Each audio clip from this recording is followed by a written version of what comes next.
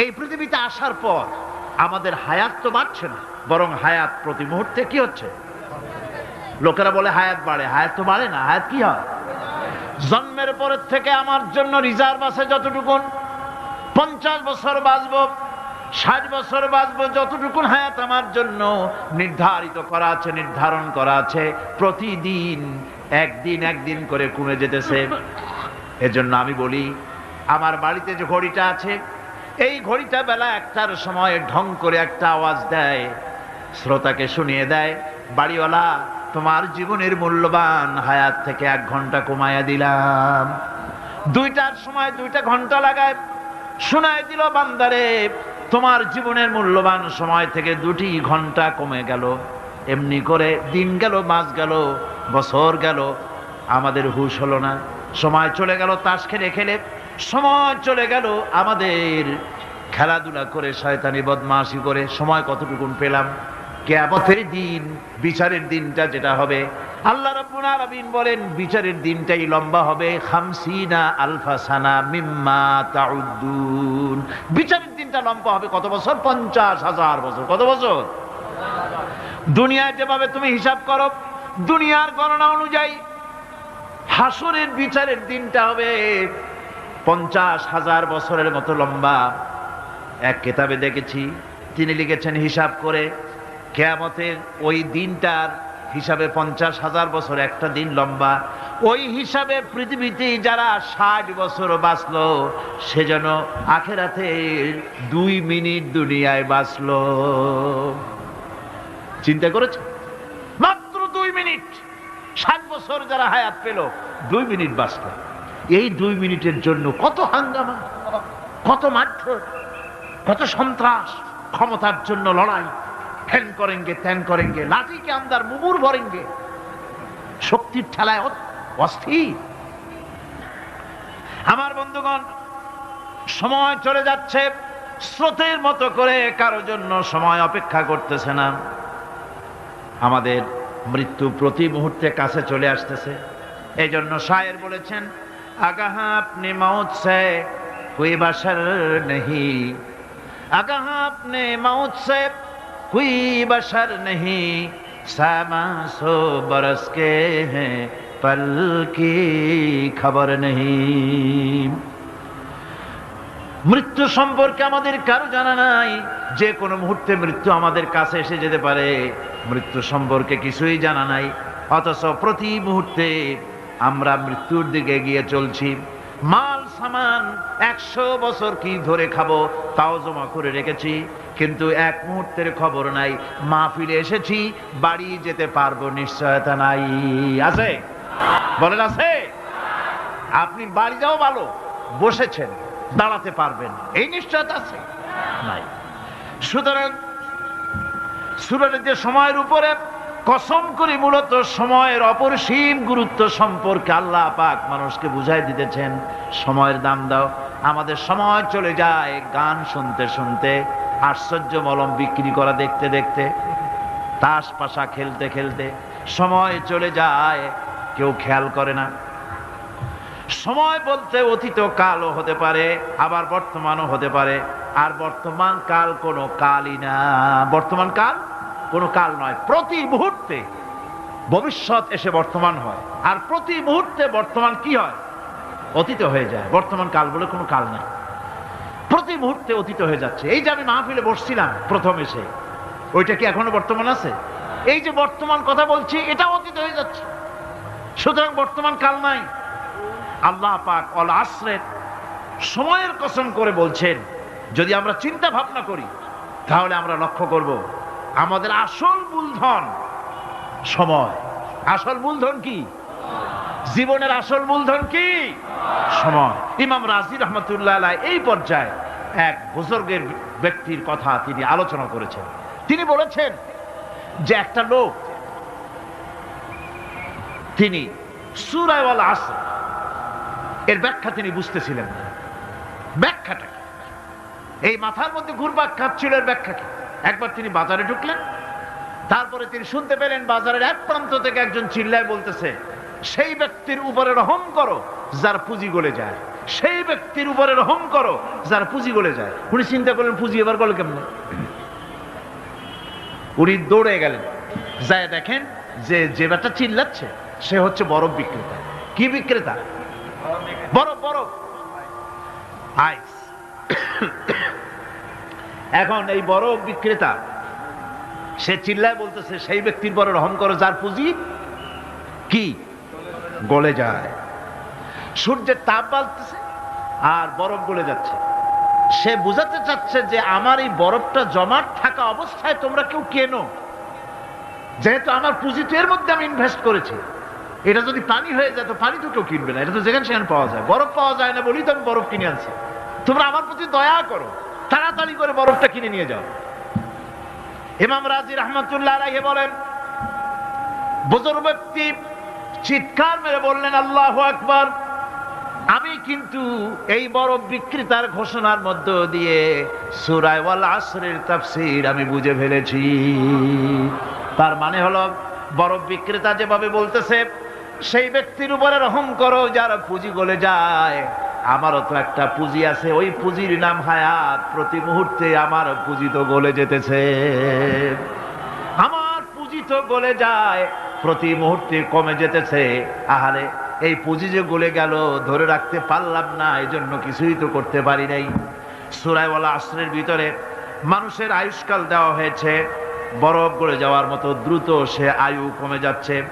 একে যদি নষ্ট করে ফেলা হয়, ভুল কাজে ব্যয় করা হয়, সেটাই হচ্ছে মানুষের মূল ক্ষতি। মানুষের মূল ক্ষতি। ব্যবসায় ক্ষতিগ্রস্ত হয়েছে, এটা মূল ক্ষতি নয়। স্বাস্থ্য হারাইছে, মূল ক্ষতি নয়।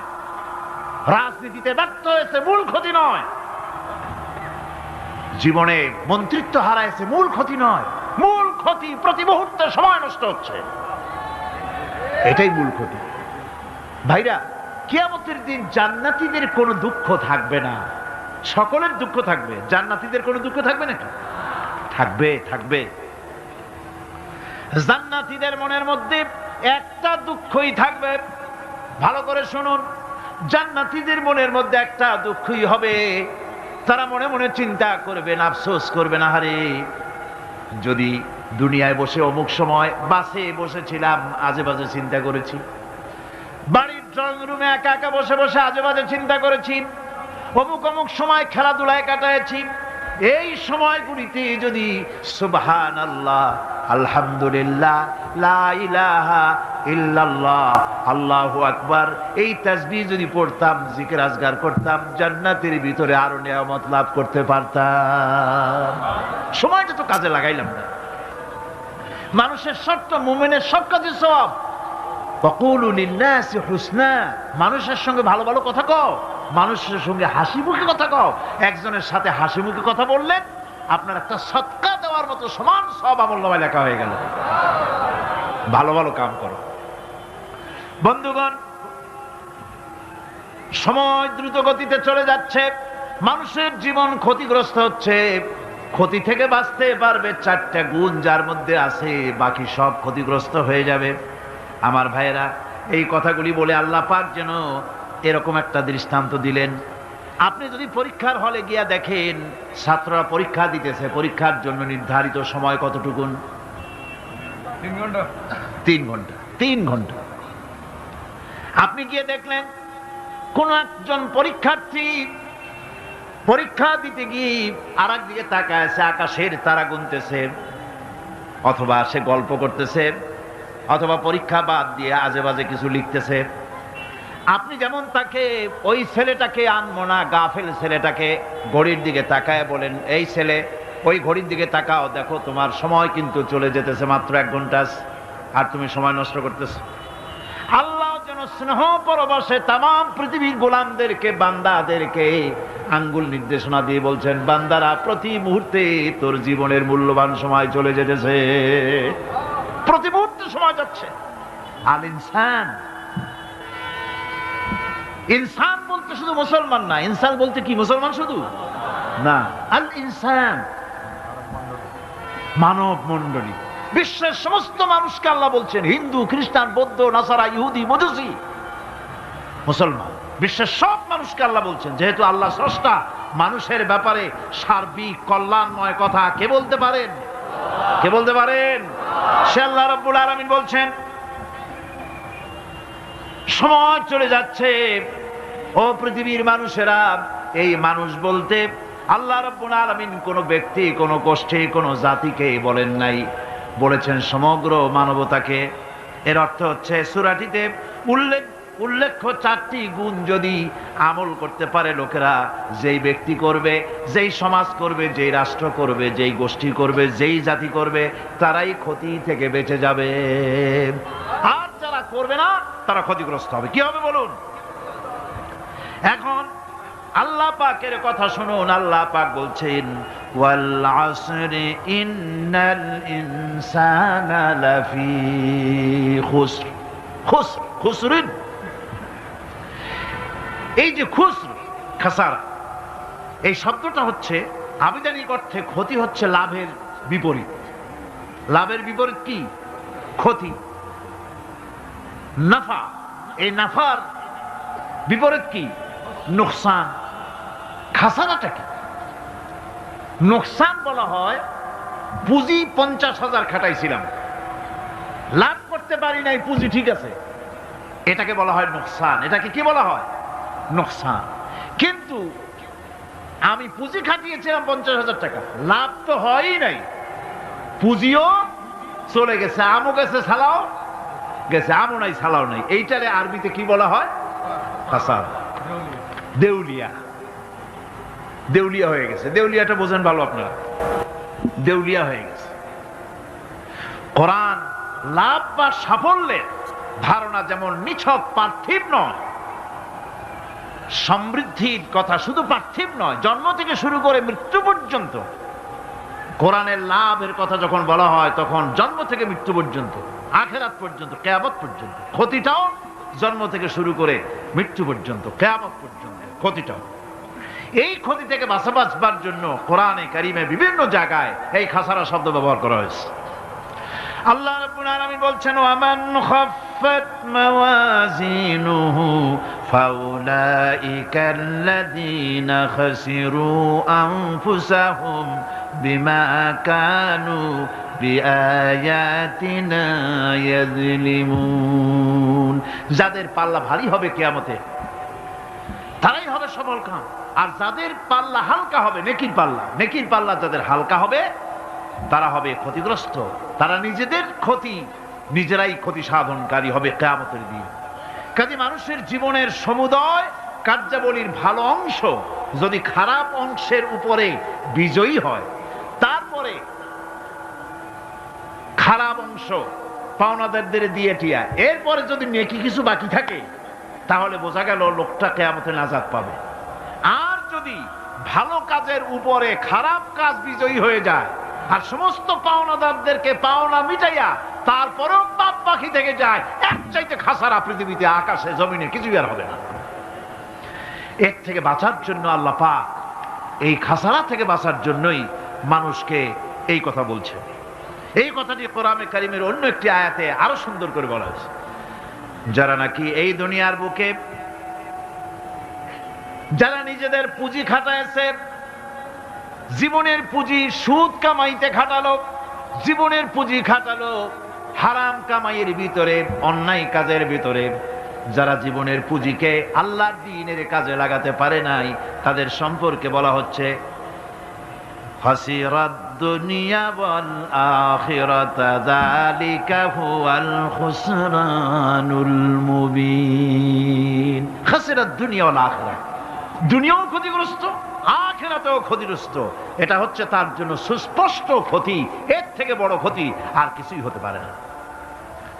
আল্লাহ পাক কোরআনে কারীমে অন্যত্র বলেছেন, وَنُنَزِّلُ مِنَ الْقُرْآنِ مَا هُوَ شِفَاءٌ وَرَحْمَةٌ لِّلْمُؤْمِنِينَ وَلَا يَزِيدُ الظَّالِمِينَ إِلَّا خَسَارًا।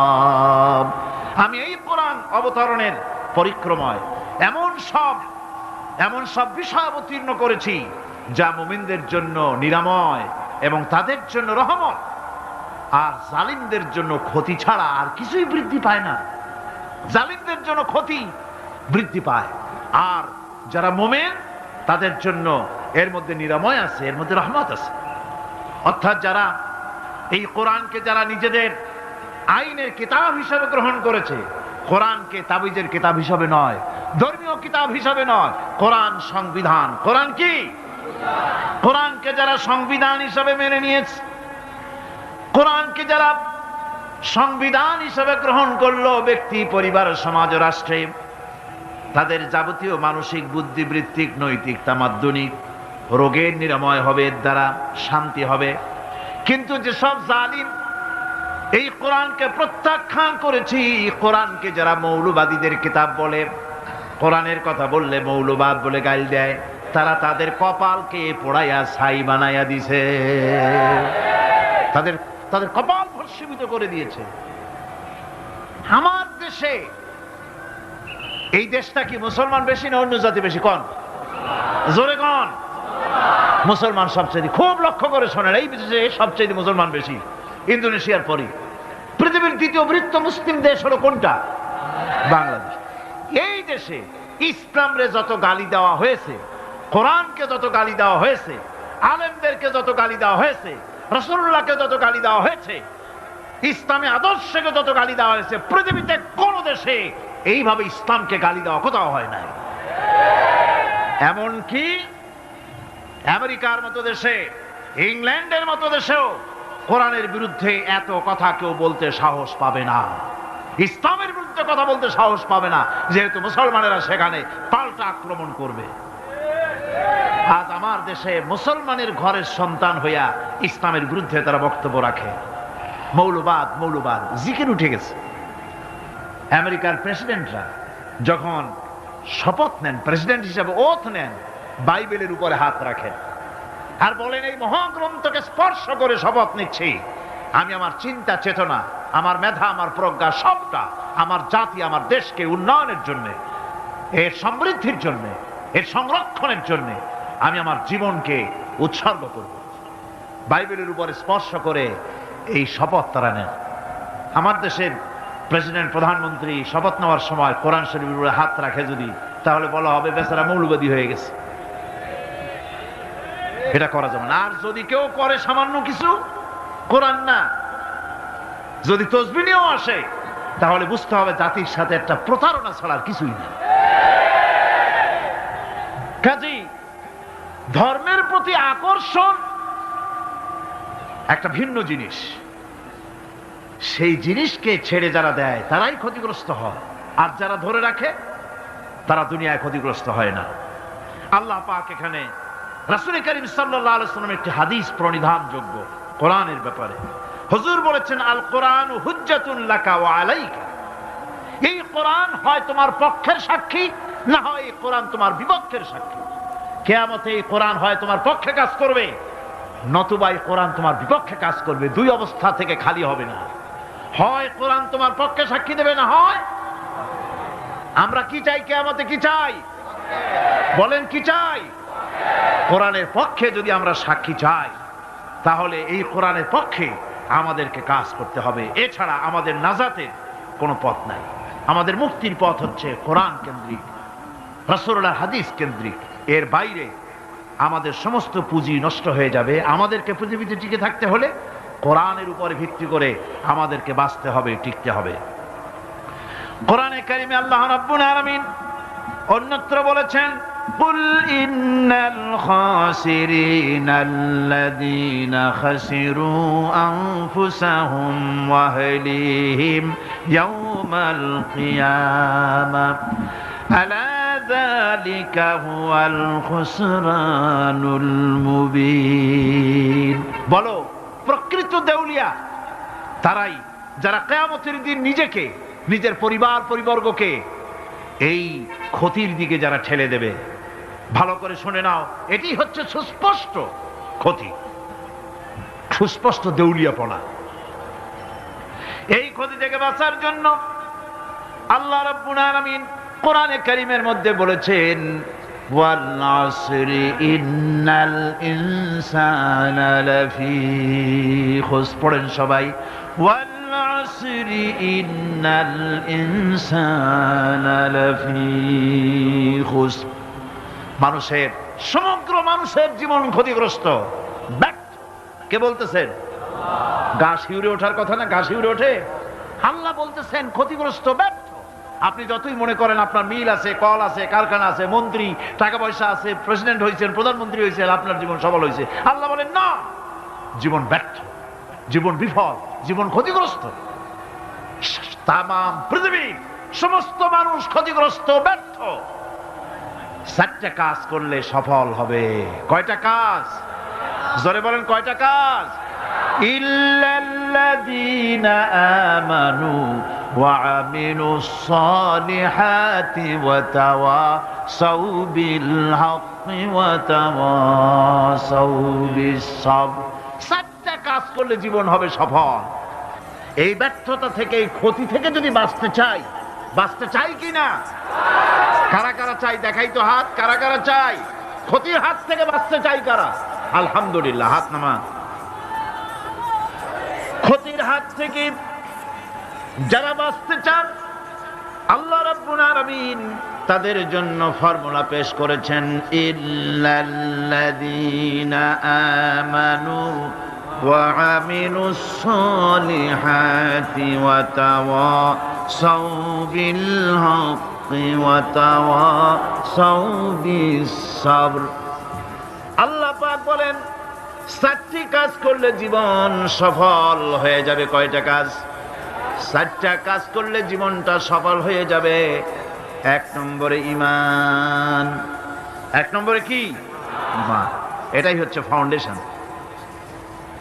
ক্ষতি থেকে বাঁচার জন্য প্রথম যে গুণটি, সেটির নাম হচ্ছে ঈমান।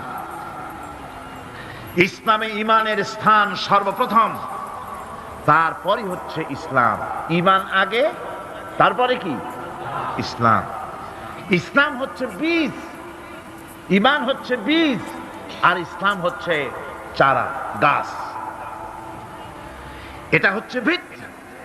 এই ভিত্তিকে সর্বপ্রথম মজবুত করতে হবে। ঈমানের ভিত্তি, ঈমানের ভিত্তি দুনিয়ায় ঈমানের আহ্বান জানাবার জন্যই আল্লাহ রাব্বুল আলামিন সমস্ত নবী এবং রাসূলদেরকে পৃথিবীতে পাঠিয়েছেন ঈমানের আহ্বানের জন্য। দুনিয়ার সমস্ত নবীদের দাওয়াত ছিল ঈমানের দাওয়াত। কিসের দাওয়াত? এই ঈমানের দাবিটা আসছে, এই দাওয়াতটা এসেছে আল্লাহর কাছ থেকে। কার কাছ থেকে? দেখুন, পৃথিবীর ভিতরে কোন নবীদের কথার সাথে আরেকজন নবীর কথার কোনো বৈপরীত্য হয় নাই। সমস্ত নবীদের কথা একরকম ছিল। কয় রকম?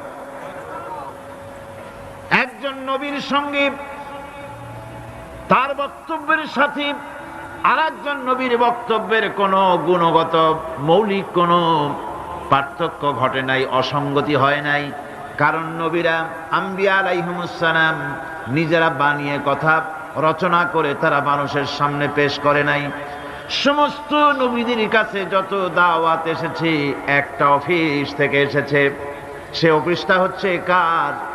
আল্লাহ রাব্বুল আলামিনের। তাই দুনিয়ার সমস্ত পয়গম্বরদের দাওয়াত ছিল না ইলাহা ইল্লাল্লাহ, লা ইলাহা ইল্লাল্লাহ, লা ইলাহা,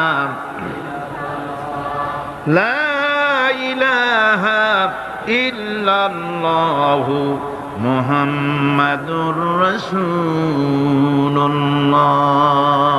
এটাই ছিল সমস্ত নবীদের দাওয়াত। কোরআনে কারীম তার ধারক এবং বাহক সম্পর্কে বলে যে তিনি যে দাওয়াত দিয়েছেন সে দাওয়াতটা হলো ঈমানের দাওয়াত। আমাদের নবী তিনি এসে যে দাওয়াত দিয়েছেন সে দাওয়াতটা কিসের? কোরআনে কারীম বলছি, রব্বানা ইন্নানা সামি'না মুনাদিয়ান ইউনাদি লিল ঈমান। হে আমাদের রব, নিশ্চয়ই আমরা এমন একজন আহ্বায়কের আহ্বান শুনেছি যিনি আমাদেরকে ঈমানের দাওয়াত দিয়েছেন। এমন কোন পয়গম্বর নাই দুনিয়ায় যিনি ঈমানের দাওয়াত দেন নাই। সকলেই ঈমানের দাওয়াত মানুষের সামনে, বিশ্ববাসীর সামনে পেশ করেছেন। কোরআনে হাকিম স্পষ্ট একটা সীমারেখা দুনিয়ার মানুষের সামনে পেশ করে পৃথিবীর মানুষগুলিকে দুটি শ্রেণীতে বিভক্ত করে দিয়েছে। একটি হচ্ছে ঈমান পোষণকারী, আরেকটি হচ্ছে অবিশ্বাসী। একটা ঈমান পোষণকারী আর একটা অবিশ্বাসী। ঈমান পোষণকারীরা সত্যশ্রয়ী, তারা হচ্ছে জ্ঞান এবং নূরের সম্পদে সমৃদ্ধ। আর দ্বিতীয় দলটি হচ্ছে কাফের, জালিম, মূর্খ। তারা হেদায়েতের রাস্তা তাদের জন্য অবরুদ্ধ। কোরআনে কারীম এই দুইটি দল সম্পর্কে উল্লেখ করতেছেন, মাসালুল ফারিকাইনি কাল আ'মা ওয়াল আসাম্মি ওয়াল বাসীরি ওয়াস সামিম হাল ইয়াস্তাবিয়ানি মাসালান আফালা। কোরআন শরীফ বলছে, হাল ইয়াস্তাবিয়ানি মাসালান আফালা তাযাক্কারুন। দুইটি শ্রেণীতে আল্লাহ পাক ভাগ করে দিয়েছেন। একটা শ্রেণী হচ্ছে অন্ধ, বোবা, বধির। আরেকটি যারা শুনতে পায়, চোখে দেখতে পায়। এ দুটি কখনো এক নয়, সমান নয়। এ দুটির রাস্তা আলাদা। কাফেরের রাস্তা আর ইমানদারদের রাস্তা সম্পূর্ণ ভিন্ন। আল্লাহ রাব্বুল আলামিন ঈমান এবং কুফরের পার্থক্য বলে দেওয়ার জন্য গোটা মানব জাতির মধ্যে স্পষ্ট করে বলেছেন, লা ইকরাহা ফিদ-দীন ক্বাদ তাবায়্যানার রুশদু মিনাল গায়ব। দ্বীনের ব্যাপারে জোর জবরদস্তি নেই। এখানে হেদায়েতের পথ এবং গোমরাহি, হেদায়েতকে গোমরাহির পথ থেকে সম্পূর্ণ আলাদা করে দেওয়া হয়েছে। লা ইকরাহা ফিদ-দীন, দ্বীনের ব্যাপারে কোনো জোর জবরদস্তি নাই। যারা ধর্মনিরপেক্ষবাদী তারা এই আয়াতটাকে নিজেদের মতবাদকে প্রতিষ্ঠার লক্ষ্যে অনেক সময় কাজে লাগায়। দুটি আয়াতকে তারা বেশি ব্যবহার করে। একটা হচ্ছে লাকুম দীনুকুম ওয়ালিয়া দীন, আর একটা হচ্ছে লা ইকরাহা ফিদ-দীন। এই দুইটি আয়াতকে ধর্মনিরপেক্ষবাদীরা ব্যবহার করে। এই দুটির কোনটি তাদের আদর্শকে বোঝাবার লক্ষ্যে ব্যবহারের কোনো সুযোগ নাই। লা ইকরাহা ফিদ-দীন, ধর্মের ব্যাপারে কোনো বাড়াবাড়ি নাই, জোর জবরদস্তি নাই। এ কথা বলা হয়েছে এই কারণে যে কোন বিধর্মীকে, অমুসলিমকে ভয় দেখিয়ে, লোভ দেখিয়ে অথবা কোন ক্রমে কোন প্রকার চাপ সৃষ্টি করে তাকে মুসলমান বানানো যাবে না।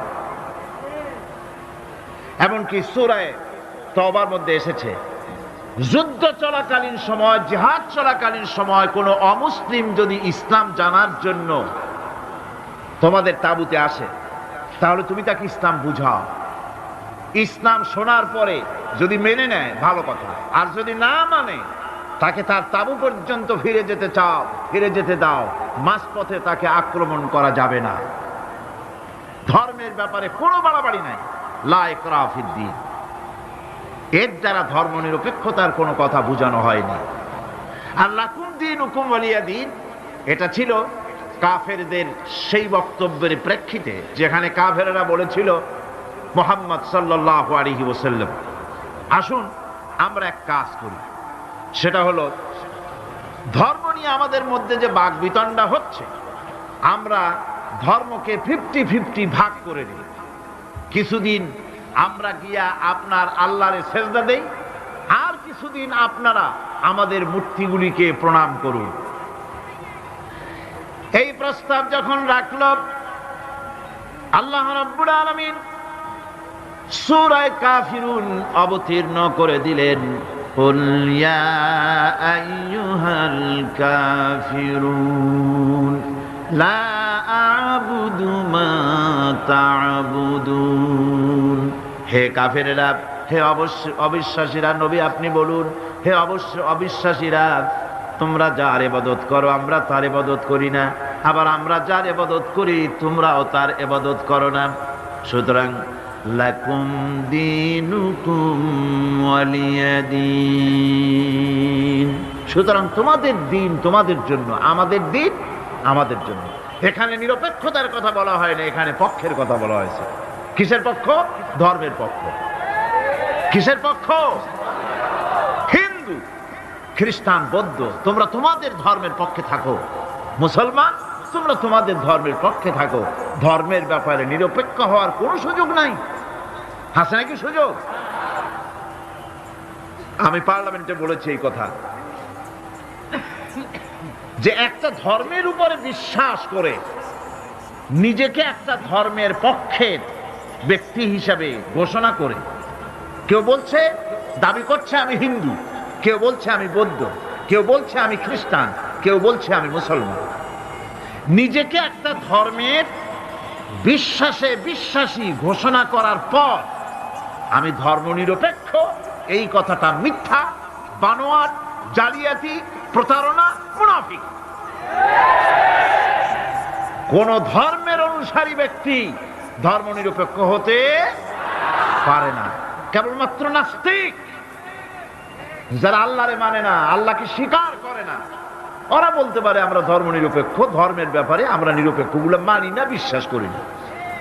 কিন্তু যারা ধর্মে মানে, সেদের যে ধর্মেরই হোক না কেন, সে ব্যক্তি ধর্মনিরপেক্ষ যদি দাবি করে, এটা মিথ্যে কথা, এটা মুনাফিকি ছাড়া আর কিছু হতে পারে না।